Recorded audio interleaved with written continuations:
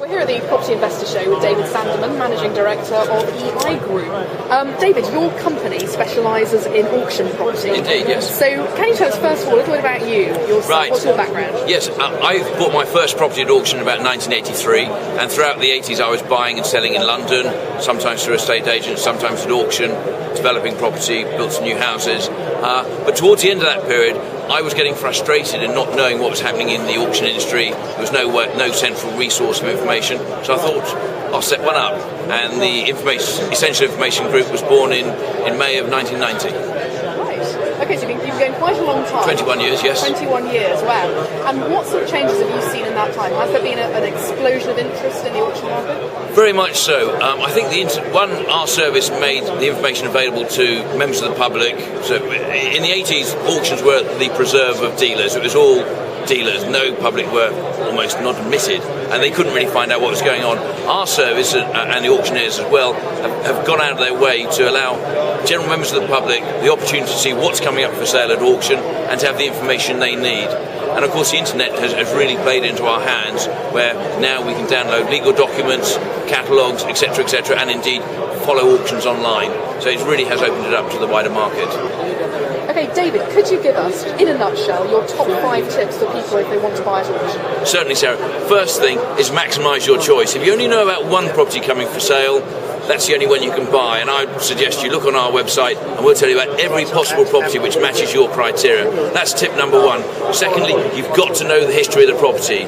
Has it been to auction before? Has it got defects? Is it one of the properties which can't sell at auction?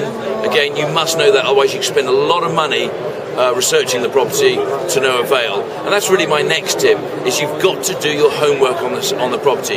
Check the legal documentation, that's online.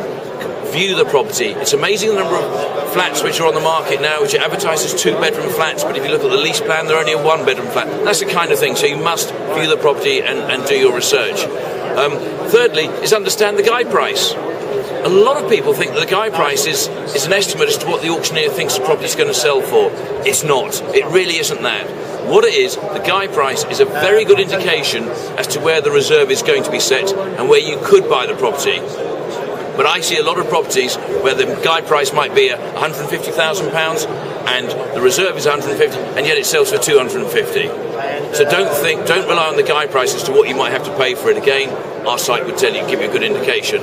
The fourth point is to do your due diligence. Here what I'm saying is look at the legal pack, make sure the property is what you think you're buying, inspect it, view it, make sure it's the same what you think it is in the catalogue, and make sure there's no snakes in the grass in the legal documentation. There's no restrictive covenants, that if you think you're buying a 2-bedroom flat, it's shown as a 2-bedroom flat in the lease plan, etc. And all the things you do prior to exchanging contracts on a house if you're buying in the private treaty market. The fifth and final point is, and it's really important in today's market, is arrange your finance. Gone are the days of just walking into a bank and helping yourself to the money behind the till.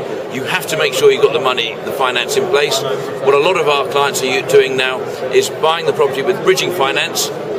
Companies like Auction Finance can do that for you, and then that gives them a bit of breathing space to go and organise the exit finance further down the line. But don't think that you can just go and buy a property at auction and get the finance. There may well be restrictions put on it. If it's unmodernised, some mortgage companies won't lend you the money. It's a real nightmare at the moment getting finance. Do have that in place. In fact, that could almost be the most important one.